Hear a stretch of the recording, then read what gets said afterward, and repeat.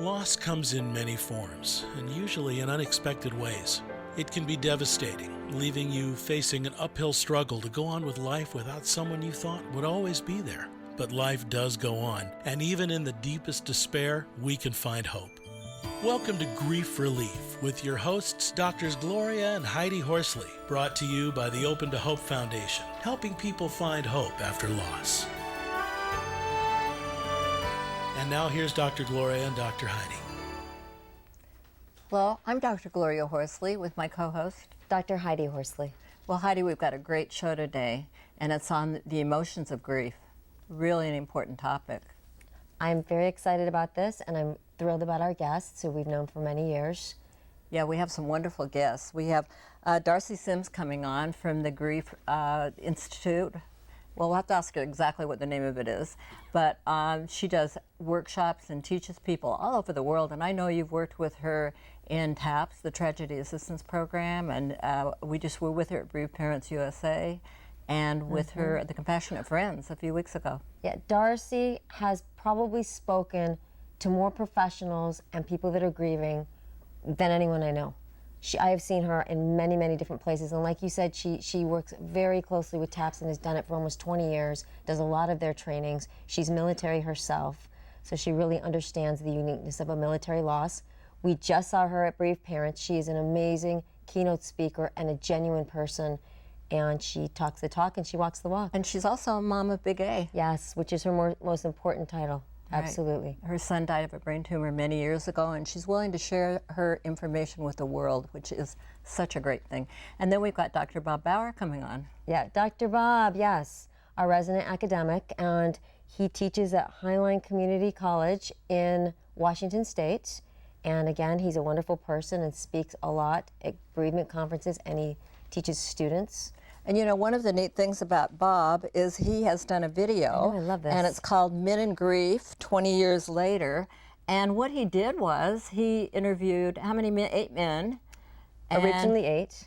20 years ago, and then talked to them about their losses and recovery, and he's re-interviewing them 20 years later. So this is something that you're going to want to find out about getting. Right, so I'm sorry, Mom. He initially saw them 20 years ago, and then 2 years ago he brought back 6 of them and interviewed those 6 again, and on Friday he's going to bring them back again. Yep. And then we're going to have our friend sing, Alan Pederson, and he has written a song for the Open to Hope Foundation called the Hope Song. Yes, I'm really excited. I'm really excited to have Alan here. I love his music. Yeah, and he'll be singing at the end of the show. We'll go out with the credits from him, so it's going to be great.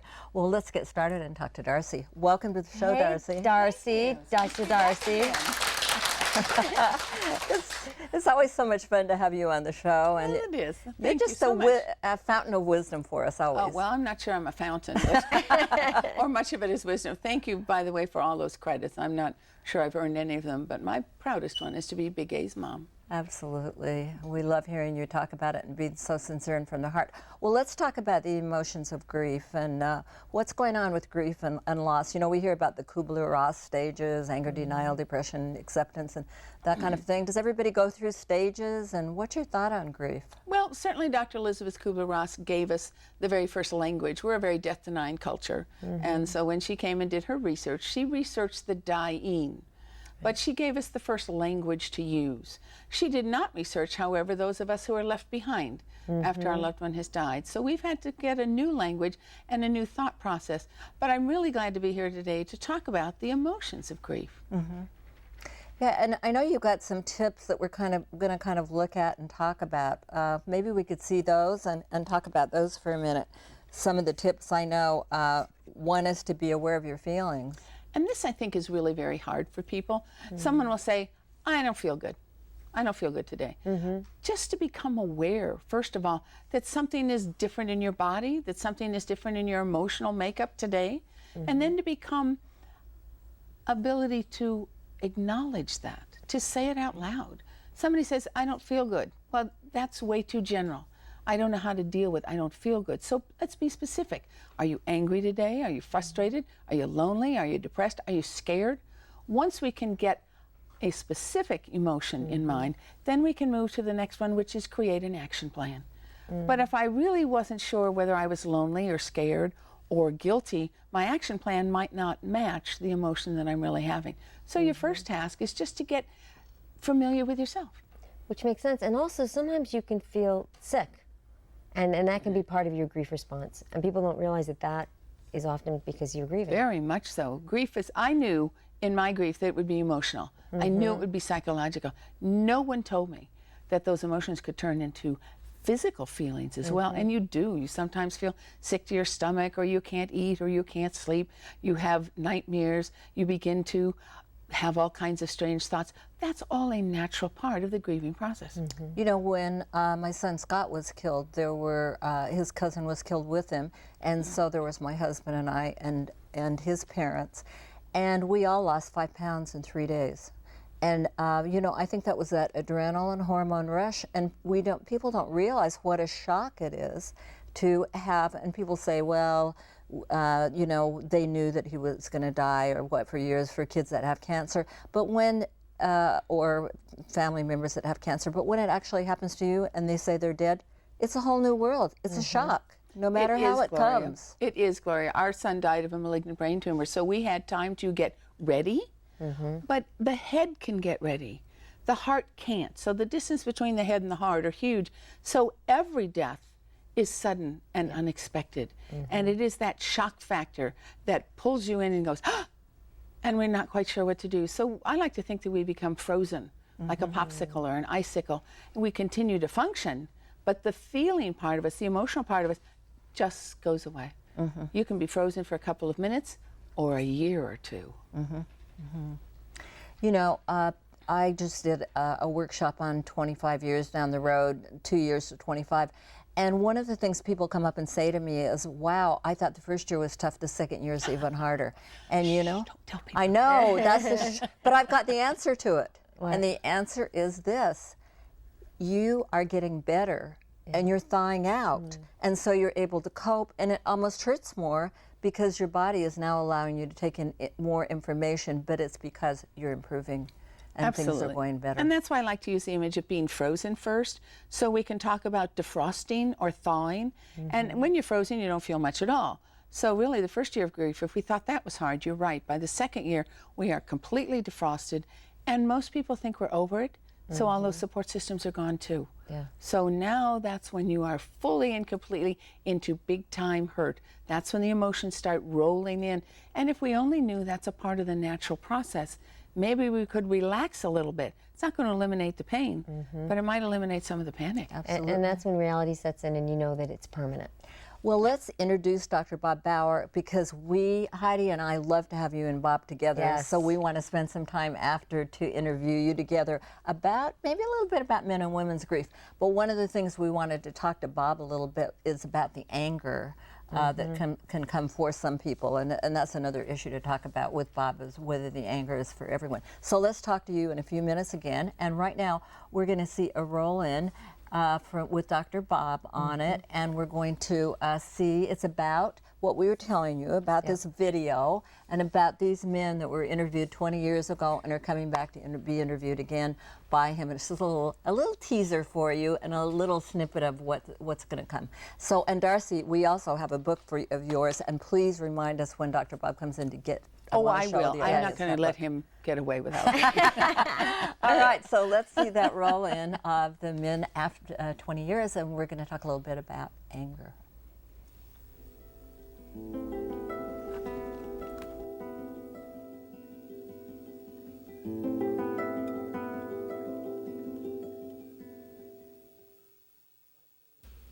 I want to tell you about 8 remarkable men you'll be meeting in a few minutes. You'll see them walk into the house where they did the videotaping for this program. You'll see them smile, but then you'll experience something that people rarely get a chance to experience. When my wife died, she and I had been together for 6 months as she went through the bone marrow transplant. And in essence, I wasn't angry at her, but I was angry at the situation that I had been put into. And in many ways, I was angry at God. As these men leave, they take with them the memories of their loved ones who died. But they also leave with a little lighter load, because they've done something that's vitally important to their grief. They talked about their pain. These 8 men wanted you to know that they hope by sharing their stories with you, it has helped you in some way to cope with your own loss or understand the loss reactions of someone you know. They also wanted you to know that it is okay to grieve, and everyone grieves differently. On behalf of the 8 men, let me say thank you for listening. Take care.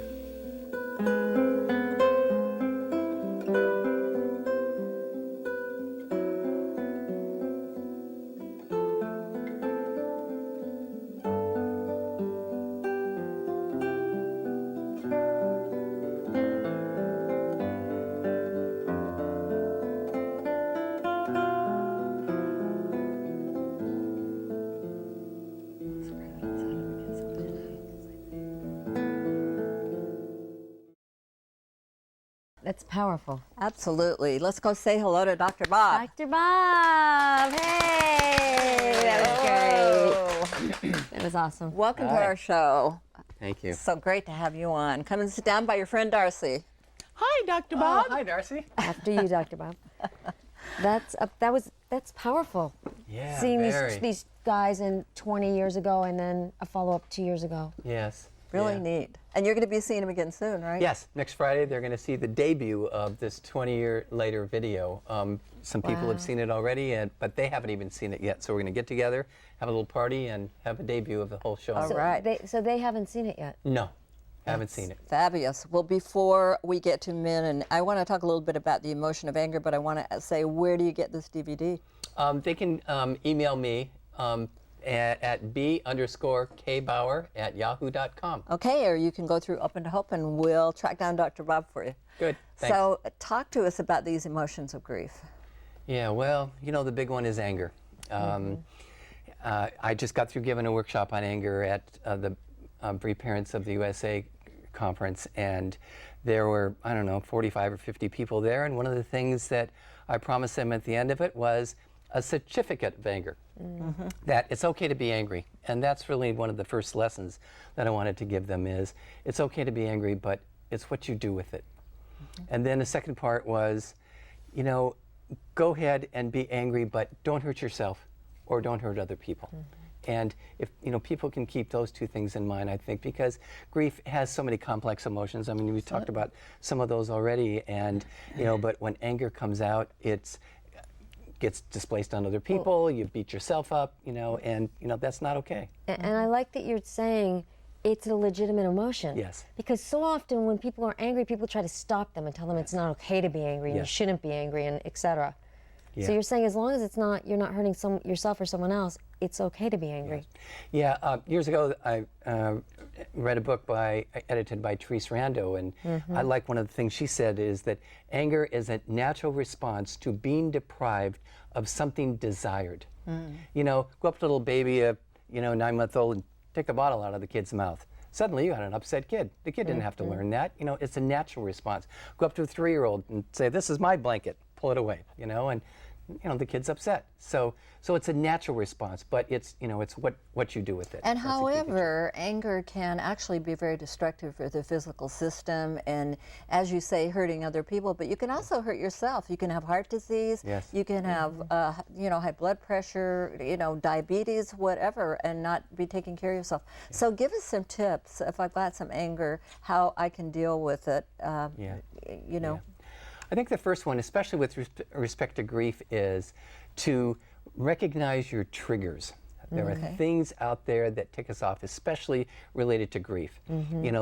Sometimes parents who experience the death of a child are in the grocery store and they see another parent punishing a child, and suddenly they have this, this rush of, they want to go up to the parent and grab that kid away and say, what are you doing to this child? Of course, they imagine it, but they wouldn't do it. Or people give those, this fabulous cliches, which, we've all heard before, it's God's will, and you can have another child, and At all least those they kinds didn't of things. suffer, at least it was fast, at least. Anything that starts with at least. Yeah, at least. Yeah, I always tell my students when I teach the death education class, if you begin the sentence with the words "at least," you are in trouble. Yep. Okay. doesn't help. So you're talking about, I've got some of them sitting right here, and one of them was take a deep breath. I love Yes. your physical. Let's all take a deep breath. Yeah, yeah, yeah. You know? And here's one of the ways that I suggest people do it is that, you know, and maybe the viewers may want to do this right now, is that not only are you taking a deep breath, but you're holding it for about an hour. Okay. Okay, wait, let me try. Okay, yes. And no, I think if you hold it for about 10 seconds and just really kind of hold it kind of hard and then let it out. And don't do this several times because you'll go over, right? And we don't want that. No. So just take a breath. Yeah. And hold it. And so, blow it out. yeah, you know, I like that. The reason I do is because I think there are a lot of people that are in situations where they can't, you know, they're at work. Yes. Right. And they're starting to feel this coming on, and they're getting their trigger. And this is something you could even go into the bathroom or wherever. If you're in your office alone, you could do that. And then take a short break. You were talking about that. Yeah, yeah. Find a way, you know, if you can, whatever's in front of you at the moment, to say, look, let me take a short break. We talk in the anger workshop about, you know, couples, or your brother says something to you or whatever, and if you realize, look, I can't talk about this right now, then take a short break so you can reduce your physiology. And then how about calming self-talk? Yeah. I love that idea. That's really key, because Yeah. we can really wreak havoc on ourselves with what we tell ourselves. Yes, yes. Back years ago, I heard one of the motivation experts say, one of the greatest secrets of humankind is what you say to yourself. So if you're angry and you're saying to yourself, I'm so angry and I can't imagine that person, why did they say this, and why did this happen to me, and so on, then you know what's happening with those thoughts are you're just increasing your physiology, and as you mentioned before, then it can go back into your body. Yeah. So you know, change it. I know you both know John Gottman. Oh, you know, yes. the famous, he gets people all with wired up and, Yes. and tests them. And one of the things that always interested me was that it takes men 20 minutes to calm down, and it doesn't take women that long. And he talks about how women approach men and say, now let's talk it out. Yes. And the guy's like, I don't want to talk about it now. And they really don't. Yes. They need to Right. get down. So when couples have a fight, he actually gives them guys a magazine and has them read it for 20 minutes, and then have them approached, Yes. by the women, because he says they're physiologically different. So that gets us into the next thing, which is men and women. Right. Is And the there a differences in grief. difference between grief and men and women? You're different. You're different. I think there is. You know, when you're describing what you were describing, I'm a roller coaster, up and down and up and down, and then the ride is over, and I want to share. No. I want to go out and do something. See, that means you don't care. But I do care that if I'm dealing with grief and you're making me talk about it, it may be that I may not be able to say this to you, but I'm getting all worked up inside. And when I get worked up inside, that's it. I just need a break or whatever. And so I need to mow the lawn, because, you know, if my son died, he always took care of the lawn, and now I'm grieving. Now, you mean... But if you would just share that with me, then I would know that you have emotions, and that you're willing to share them with me, and that you're willing to love me and care for me. And you're just out there mowing the lawn. You want to do things. I want to feel things. Okay, so What's the wrong with men her? are doers, the women are talkers and feelers. Absolutely. Yeah. Okay, and that's where the problem comes in. Because Well, that's where his problem comes in. because the women think, you know, we want people to grieve like us, and you guys want people to grieve like you. I don't et think cetera, they et want to cetera. grieve at all. You don't want to grieve at all. do you? Yeah, well, that's true. I do. He wants That's to my do. grief. He wants to fix. Yeah. In the academic world, the term is called, I'm more of what's called an instrumental Yeah. griever. I want to do things. I want to work in the garden, or I want to go, you know, pound on something or whatever. And believe it or not, that's helping me. I may not be thinking at the time, oh, this is helping me with my grief, Right. but somehow it just feels better. Where And I heard Dr. Bob for a sec, that some of the best conversations with guys are shoulder to shoulder Yes. and not face to face. yes, And the women like to do it face to face. Absolutely. I want to see your eyes. I want to see that you care. I want to feel that love coming back to me, because that's what I'm missing the most. let's I go. want to feel. Let's go work on my car. You care for your car more than you do for me. You know, it reminds me of Abel Keogh. We had Abel on our show. Very sad story. His wife was pregnant, and he came home. She shot herself and killed herself and the baby. And the way he dealt with his grief, they had been looking for a house and before she died, and it was a kind of an old rundown house, and he went ahead and bought it, and all of his friends came over for 2 years and helped him rebuild the house. And that was the way his friends connected with him and dealt with the grief with him, rather than, you know, standing around talking about it there, you know, working on redoing the house. And Anne, what's her last name, was on the TCF board, whose husband bricked the whole yard. She was Ann Hood. Ann Hood, Yeah. who has written some wonderful books. But she said her husband bricked the whole place, you know, the whole yard. He put in all sorts of things. So Yes. after their child died. One of the men in the original video, after his brother died, he and his father went into the house and that the brother had bought and just gutted it, you know, top to bottom, took out the wire and everything, and you could see his face on the video, and he says, and it felt great. That's what I'm thinking, to get out all your emotion physically. Yes, but not can't- against another person, Right. but against a thing. But can't you share with me while you're doing that destructive stuff? There you go. If I was sitting next to you or helping you brick Right. the lawn, or if I walked next to you while you mowed, you couldn't share? What? I mean, You sound like you're from another planet. you are from another planet. Men are from Mars, women are from wanna Venus. Isn't that the share. book? I want to know you care. Now tell That's me, just does it. everybody have to be angry? And one of the things I hear people say is, I can't get my husband to go to group. I can't get him to go into Right. treatment. He's not crying enough. Well, when you go he's to not doing these this. organizations like Bereaved Parents, where we all just were, and Compassionate Friends, you do see a lot of women. There's a lot more women than men in the audience. Yeah, where are you guys? Well, fortunately, it's been increasing over the years, and I'm sure Darcie can vouch for this, that, you know, 25 years ago, there was almost all women there, and slowly the dads have been coming, and slowly men in widowed support groups are showing up more, and so on. So it's happening, and hopefully men are getting more in touch with, you know, with what's going on inside. It's happening because we're dragging you. Well, that's true too. Sometimes the men show up because, Yeah. well, my wife, you know, wanted me to come, or And then they whatever. meet So other many guys. times that and- is true. Yeah. It's easier to go than to put up with her. And And a I'm lot angry of times, because you could have come and shared with me. a lot of times the guys go and they end up helping. They end up Yes. doing things as they're Yes. there. See, moving they're the chairs, doers. etc. Yeah. Now, Darcie, you're still married after Big A died. How many years? I mean, I thought you got divorced after you had a loss. Statistically, we're supposed to. So when we read that, we just looked at each other and said, well, why don't we just do it now and save ourselves all this trouble? And we've been married now for 43 years. Our marriage, however, was very different than the one we had. We had to rewrite the whole thing. I looked at him one day and said, I don't know who you are. Right. And he looked at me and he said, I don't know who you are. We had to relearn and find each other again. And it does take work. And I had to learn he's a doer. We're going to have to end the show now, and we're going to go to Alan Pederson singing, but I want you to hold up your book and tell people do not- about it quickly yes. and where they can get it. Absolutely. This is one of my favorite books. Someone at the funeral said, you know, you should just look for hope. And I wasn't very nice. And I said, I don't know what it looks like. So I finally wrote a book about if I could just see hope. Thank you. And how do folks get it, Darcie? Love They that can name. get it from my website, www.griefinc.com. Right. Thank you. And thank you, you. too, for being on our show today. It's been great. And now I know you guys love Alan Pederson, too. Oh, And yes. Darcie's book goes right into that segue. Let's see, If I Could Just See Hope, because Alan is going to sing a song called The Hope Song. Right, and we're going to go out of the show for that, and we want to thank you for being on our show today, and we hope you'll visit us on Facebook and come to our website, opentohope.com, and take care of yourself and take care of your friends, and have hope. Yep. Okay, Alan. Well, it's always an honor to be on with the Open to Hope folks. I want to thank my co-writer, Dana Lynn Brophy, for this very special song, and it's just called Hope.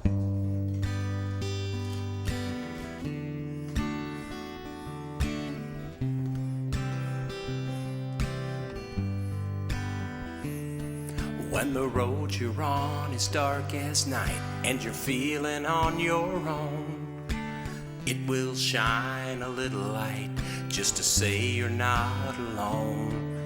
When all you see is rain and the clouds won't seem to break, it will be the reason for the next breath that you take. It's hope, a little hope.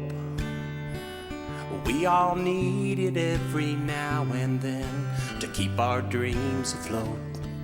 it's faith. A simple prayer, it's believing that there's something more waiting for us there. It's a single step down a long, long road. It's hope.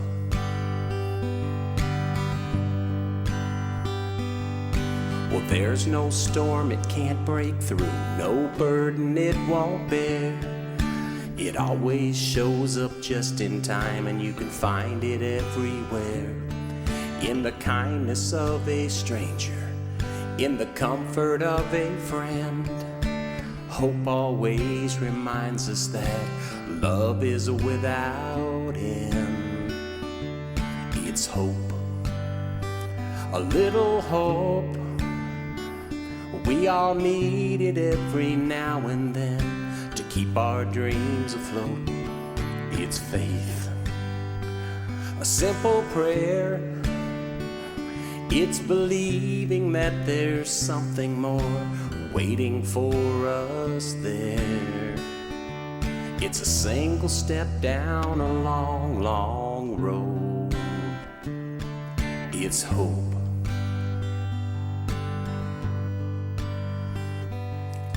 Every minute, every hour, you are missed. But even in the heartache, there are gifts. With hope, a little hope. We all need it every now and then to keep our dreams afloat. It's faith, as simple as a prayer. It's believing that there's something more waiting for us there. It's a single step down a long, long road. It's open arms when you feel alone. So hold on, don't you ever let go of hope. Yeah, hope, we all need it.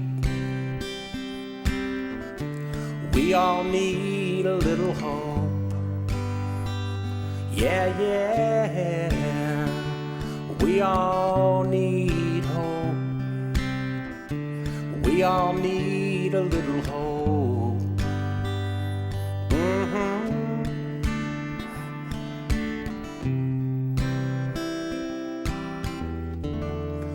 We all need a little hope.